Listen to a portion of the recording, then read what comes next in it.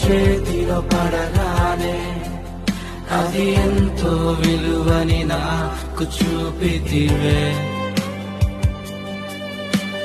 జీవమే లేని నాలోని జీవమును నింపుటకు నీ జీవితాన్నే తారబోసితివే.